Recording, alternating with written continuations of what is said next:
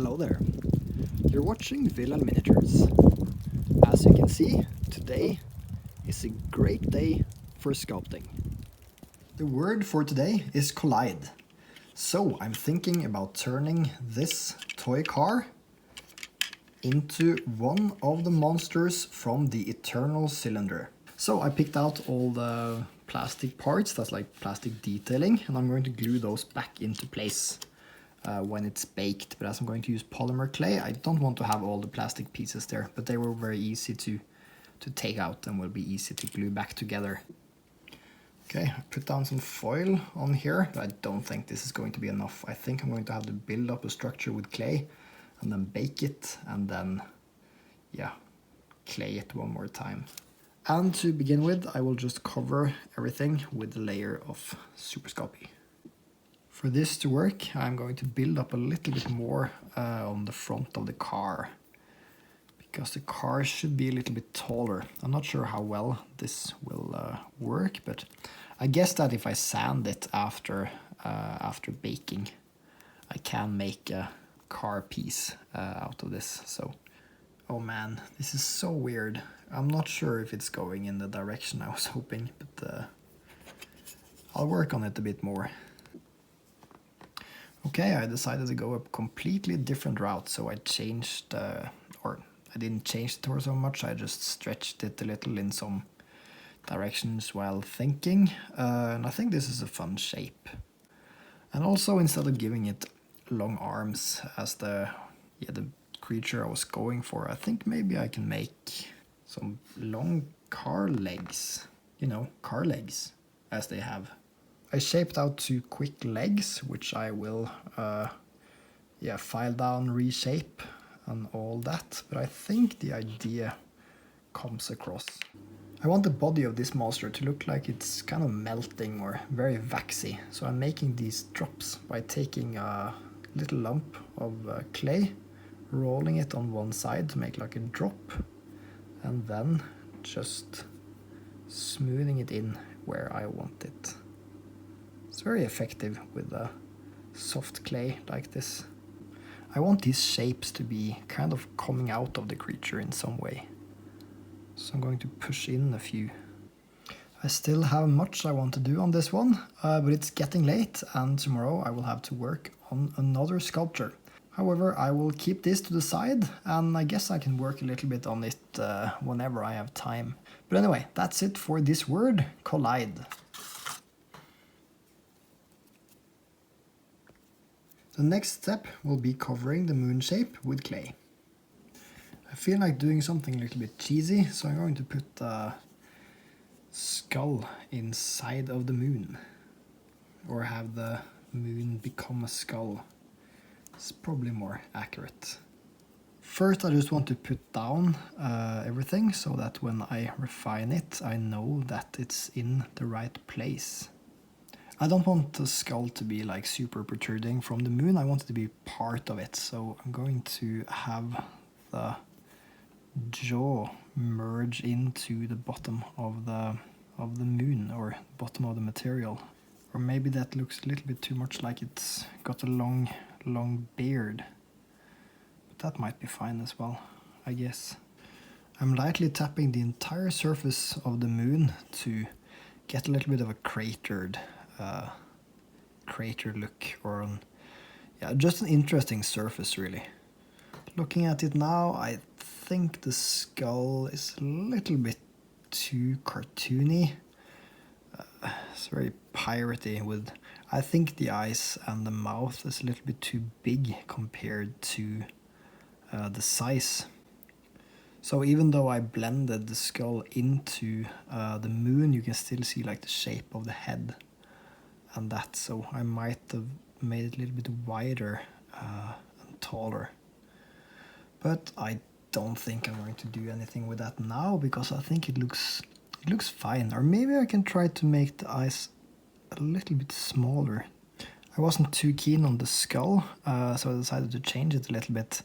And here I'm just kind of stretching the sides of it into the moon to make it more integrated. That might make the facial features appear a little bit smaller because, yeah, then you can see that the skull is actually a little bit too small for the size of the eyes and mouth. That's it for moon, the 18th word of the challenge. The word is loop, and I immediately thought of a spiral, which is not really a loop, but I don't know, maybe a spiral is a loop in some way. Anyway, I was thinking about the graphic novel The Spiral by Junji Ito, which is super creepy. So I think I'm going to make a spiral person. And what I have in mind is to try to sculpt a human-like figure without an armature. So just trying to sculpt a human, a flexible human. This isn't how humans look. So the proportions on this one is going to be really weird, but that's not going to be an issue. I just want to get like the most important features of a person down before I start making it loopy. This is looking quite human-y, at least human enough for what I have in mind. So I think the proportions are pretty okay. So now I'm going to turn this man thing into a loop.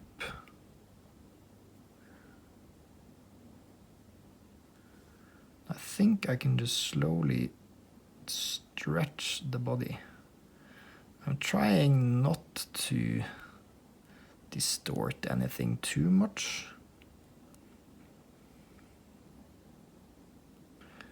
And the reason why I like put down some muscles here and there is that I must be able to recognize which part of the body it used to be when I go back to refine it.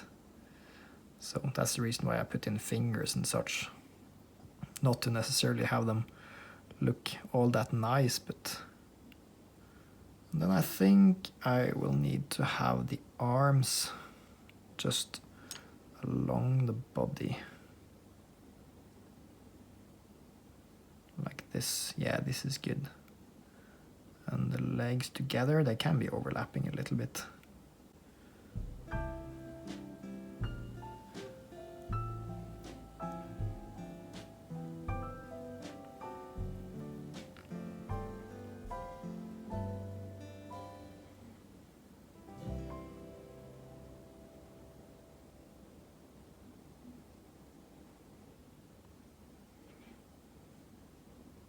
And there we have it, a loop person. I think I want to try to refine it a little bit and see if I can make it more fun. But yeah, that was the idea I had. When it's done, I think I'm going to turn it into a pin, because this design, as it's round, it would be very funny as a jacket pin. Word number 20 is sprout, and for this I think I actually want to try to make some terrain pieces. I associate the word with the plants, so I think I want to make some, I don't know, alien plants maybe, something I can make a little bit abstract and freely. For the first one I'm thinking some kind of abstract looking mushroom, maybe some tentacles at the bottom of it. Maybe I should make a lot of small ones for the next. So just some different lengths of thick rolls. And then I think they need some holes on the top. For the last one, the biggest one, I want to make some tongue shapes that sprouts from the ground. Maybe a third small one as well. Okay, and there we have it. Plant-like structures that sprouts from the ground of an alien planet. The word is fuzzy, and I want to sculpt a Trebom from the Eternal Cylinder game. I'm currently at an area of the game where everything is covered in snow and you need to get the fermentation to survive. A Trebom is basically just a ball shape with legs, eyes and a trunk. They have pronounced eyelids on the underside of their eyes, but not too much on top. So the eyes are kind of pointing upwards a bit. The trebom has 3 toes, so I'm just going to quickly split this lump of clay into a tiny alien foot. Okay, the only thing left to do on this cute little creature is to give it a fuzzy texture. So I don't want to do a very exaggerated fur texture. I'm just going to lightly use my knife tool to push in some fur strains. And there we have it, a cute fuzzy little trebom for the 21st word of the challenge. Alright, that's another 5 words crossed off the list for Sculptober. If you would like to see day-to-day updates, you can check out my Instagram by following the link in the description. Cheers!